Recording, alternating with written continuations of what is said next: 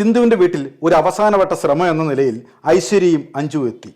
തങ്ങൾ ഇന്ന് വാങ്ങിയ സ്വർണം തിരിച്ചു തരണം എന്ന അപേക്ഷയുമായി സ്വകാര്യ ധനകാര്യ സ്ഥാപനത്തിലെ ജീവനക്കാരികളായ അഞ്ജുവിനെയും ഐശ്വര്യയും സ്വാധീനിച്ച് സ്വർണത്തിന് കൂടുതൽ പലിശ നൽകാമെന്ന് പറഞ്ഞ് മോഹിപ്പിച്ചാണ് സിന്ധു സ്വർണ്ണാഭരണങ്ങൾ തട്ടിയെടുത്തത്. പക്ഷേ കാര്യങ്ങൾ കൈവിട്ടുപോയി. സിന്ധു ആ സ്വർണ്ണാഭരണങ്ങൾ പിന്നീട് തിരിച്ചു കൊടുത്തതേയില്ല. നാട്ടിലും വീട്ടിലും എല്ലാം ആകെ വിഷയമായി. യുവതികളുടെ നെഞ്ചുപൊട്ടിയുള്ള യാചനയാണിത്. നേരിട്ടും ഫോൺ വഴിയും അവർ കരഞ്ഞു കാല് പിടിക്കുന്നു.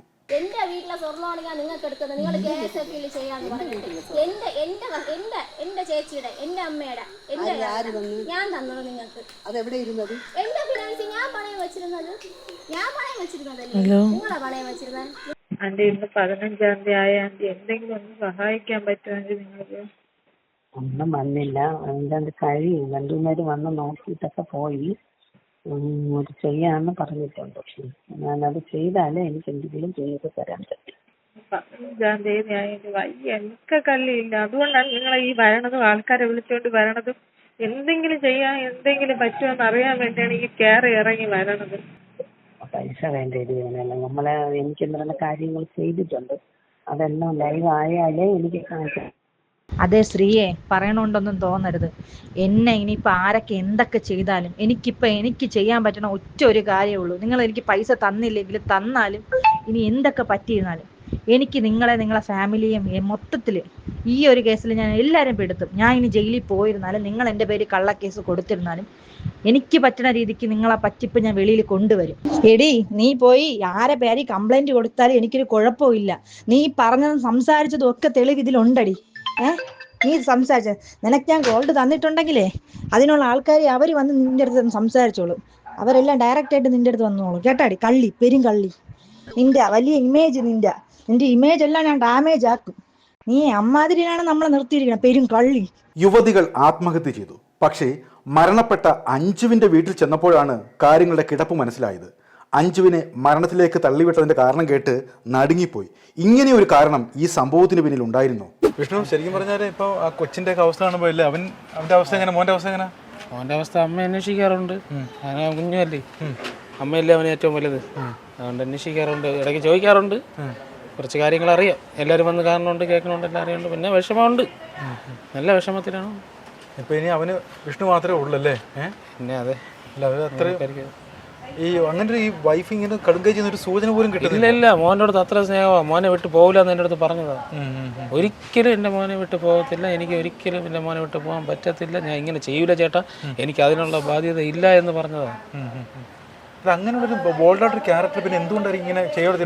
ബോൾഡായിട്ടൊരു ക്യാരക്ടർ എന്ന് പറഞ്ഞാൽ ഉറപ്പാണ്. കാരണം ഈ സ്ത്രീയോട് സംസാരിച്ച വീഡിയോസ് ഇത് മോൻ വരുന്നുണ്ടല്ലോ. അല്ല, അവനെ മക്കൾ കയറി കവി അവൻ്റെ അത് വിഷയം ഇപ്പോൾ ബോൾഡായിട്ടുള്ള കാര്യം എന്ന് പറഞ്ഞാൽ എന്തുകൊണ്ട് ഇങ്ങനെ ചെയ്യുന്നുള്ള ഈ മോനെയും വിഷുവിനെ ഓർക്കാതെ അത് എനിക്ക് ഞാൻ പറഞ്ഞത് ബോൾഡായിട്ട് നല്ല ബോൾഡായിട്ട് അഞ്ജു ഉള്ളത്. അഞ്ജു ഈ ബോൾഡായിട്ട് സംസാരിച്ച ഓഡിയോസ് എല്ലാം ഉണ്ട്.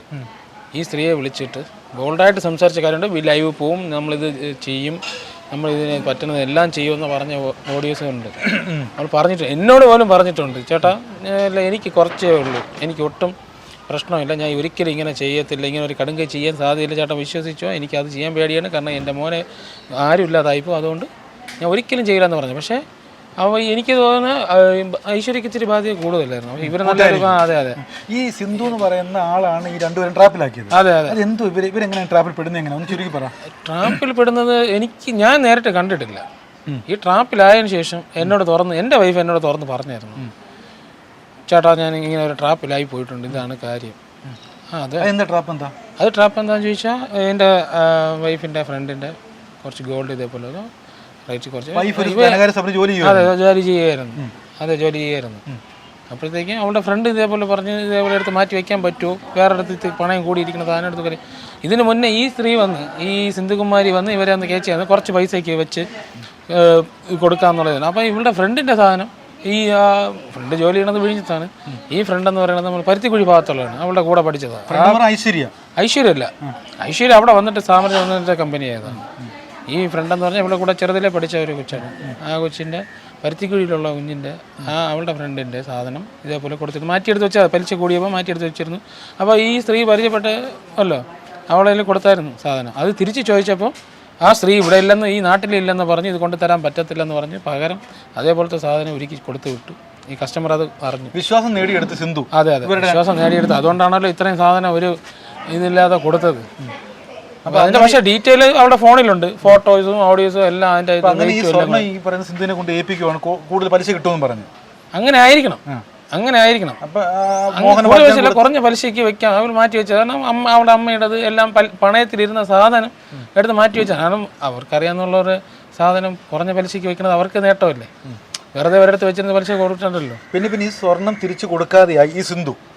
സ്വർണം കൊടുക്കാതായി ഈ ചോദിച്ച സ്വർണം തിരിച്ചു കൊടുത്താൽ തീരാവുന്ന പ്രശ്നമേ ഉണ്ടായിരുന്നുള്ളൂ. അതാണ് മൊബൈലിൽ കാണുന്നത്. ഒരുപാട് എന്നോട് പറഞ്ഞ് അവരുടെ അടുത്ത് പോയി സംസാരിക്കുന്നുണ്ട്, വീട്ടിൽ പോയി ചോദിക്കുന്നുണ്ട്.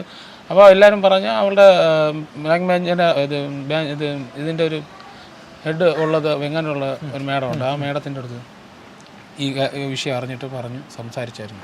അപ്പോൾ മേഡം പറഞ്ഞു അവർ ഇതിൻ്റെ ഇച്ചിരി തട്ടിപ്പുള്ള ആളാണ്, ഒരു മയത്തിൽ നിങ്ങൾ സംസാരിച്ച് കുറേശ്ശെ എന്തെങ്കിലും വാങ്ങിച്ചെടുക്കുക, വെറുതെ വിഷയമാക്കല്, നിങ്ങൾക്കെല്ലാം ബാധകമാകുമെന്ന് പറഞ്ഞു. ഈ നിങ്ങൾ ഭർത്താവായ താങ്കൾ അറിയാതെ അല്ലെങ്കിൽ വീട്ടിലറിയാതെ ഇത് എങ്ങനെയെങ്കിലും ക്ലിയർ ചെയ്യാൻ വേണ്ടി ഒരുപാട് ശ്രമിച്ചു അല്ലേ? എന്നോട് ഇത് പറഞ്ഞിട്ടുണ്ടായിരുന്നു, ക്ലിയർ അവർ ചെയ്തോളാമെന്ന് പറഞ്ഞു. അപ്പം എന്നോട് ഞാൻ ഇടയ്ക്ക് ചോദിക്കാറുണ്ട് ഇതിനെപ്പറ്റി, ചേട്ടാ അവർ എന്നാലും തരാൻ പറയുന്നുണ്ട്, ഇന്ന് അവർ തരാൻ പറഞ്ഞിട്ട് നമ്മളത് റോള് ചെയ്യുന്നുണ്ടെന്നൊക്കെ പറഞ്ഞത്. പക്ഷേ എൻ്റെ വൈഫിന് ബാധ്യത കുറവായിരുന്നു. അവർക്കത് ചെയ്ത് തീർക്കാനുള്ളത് ഞാൻ ഒരുപാട് പ്രശ്നം, ഇതിനൊക്കെ എങ്ങനെയാണ് നീ എങ്ങനെ എന്തെങ്കിലും നിനക്ക് ഇത്രയും ടെൻഷൻ ആവണ്ട. അപ്പോൾ പറഞ്ഞില്ല ചേട്ടാ എനിക്ക് ഇത്രയും ടെൻഷനായില്ല, അവൾ കണ്ട ടെൻഷൻ. ഐശ്വര്യ കൊച്ചിനെയും കൊണ്ട് ചാവാൻ വേണ്ടി നടക്കുകയാണ്, അത്രയ്ക്കും വിഷയമാണ് കേട്ടാന്ന് പറഞ്ഞു. അവരുടെ ഒന്നും ചെയ്യല്, അവളും കുഞ്ഞാണ്, അവളും പറഞ്ഞ് മനസ്സിലാക്കണം, ആ കുഞ്ഞിനെ കൊണ്ടൊന്നും ചെയ്യല്, നീയും ഒന്നിനും പോവല് എന്ന് പറഞ്ഞ അത് ചെയ്യില്ലാട്ടെന്ന് എനിക്ക് 100% ഉറപ്പ് തന്നതാ. പിന്നെ ഇങ്ങനെ ചെയ്തത് എനിക്ക് ഐശ്വര്യ കൂടെ എനിക്ക് തോന്നുന്നു ഇതിൽ പ്രഷർ ഉണ്ടായിരുന്നു. ഐശ്വര്യ നല്ല പ്രഷർ കൊടുത്തിട്ടുണ്ട്. ഐശ്വര്യ പ്രഷർ കൊടുത്തിട്ടുണ്ട്, കാരണം അവർക്ക് ബാധ്യത കൂടുതലാണ്. പിന്നെ അവരുടെ ആ ഒരു സ്നേഹബന്ധത്തിന്റെ പുറത്ത് എനിക്ക് തോന്നുന്നു ഇത് ചെയ്തു പോയതാണ്. ഐശ്വര്യ കൂടെ പോവാന്ന് ചോദിച്ചു. ഐശ്വര്യ എന്നോട് പറഞ്ഞു, ഇതെല്ലാം കഴിച്ച് ലാസ്റ്റ് സീരിയസ് ആയി കിടന്നപ്പോഴത്തേക്ക് എൻ്റെ വൈഫ് എന്നോട് പറഞ്ഞു, ചേട്ടാ എനിക്ക് ഒരിക്കലും ഇങ്ങനെ ചെയ്യണമെന്ന് ഒട്ടും താല്പര്യമില്ലെന്ന് ഐശ്വര്യ നിർബന്ധിച്ചാണ് ചെയ്യുന്നത്. എന്നോട് പറഞ്ഞു, അവസാനം പറഞ്ഞിട്ടുണ്ടായിരുന്നു. ഞാൻ വിശ്വസിച്ചില്ല ഇങ്ങനെ ചെയ്യുമെന്ന്. ഇത് അറിഞ്ഞപ്പോൾ ഞാൻ ഷോക്കായി പോയി. ഞാൻ ചോദിച്ചിട്ട് പറഞ്ഞു ഫുഡ് പോയ്സൺ ആണ് എന്ന് പറഞ്ഞു. അപ്പം ഞാൻ എന്നിട്ട് ഡൗട്ട് അടിച്ച് എന്തെങ്കിലും ചെയ്താൽ ഞാൻ ചോദിച്ചായിരുന്നു. ഒന്നും ചെയ്തിട്ടില്ല, ഷാർജ കുടിച്ചതാണ്, അതിൽ ഇൻഫെക്ഷൻ ആണെന്ന് പറഞ്ഞു.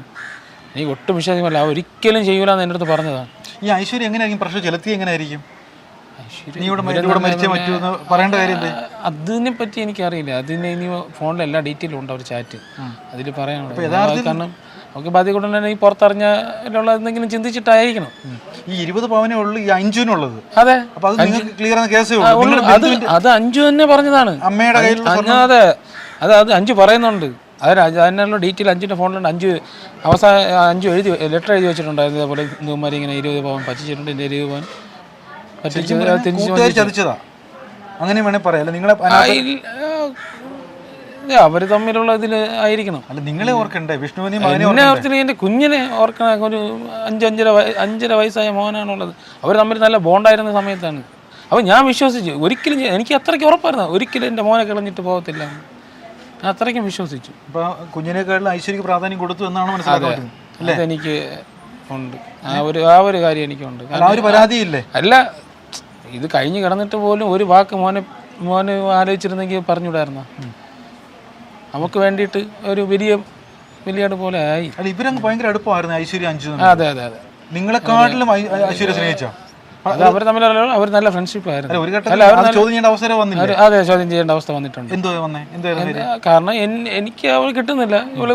ഇവർ രണ്ടുപേരെ കൊണ്ട് പോവുകയോ വരികയോ എല്ലാം ചെയ്യുന്നു. മിക്കവാറും സമയം വിളിച്ചാലും എപ്പോഴും ഐശ്വര്യ വിളിക്കാറുണ്ട്. എപ്പോഴും ഐശ്വര്യയുടെ കോൾ വരാറുണ്ട്. അപ്പോൾ ഞാൻ അതിനെ പറ്റി ചോദ്യം ചെയ്തിട്ടുണ്ട്, എന്തിനാ എപ്പോഴും കിടന്ന് വിളിക്കണത്? നമ്മുടെ പേഴ്സണൽ ടൈം പോലും ഐശ്വര്യ വിളിച്ചുകൊണ്ടിരിക്കും. അത് എനിക്ക് അതെ. എന്താ പറഞ്ഞു?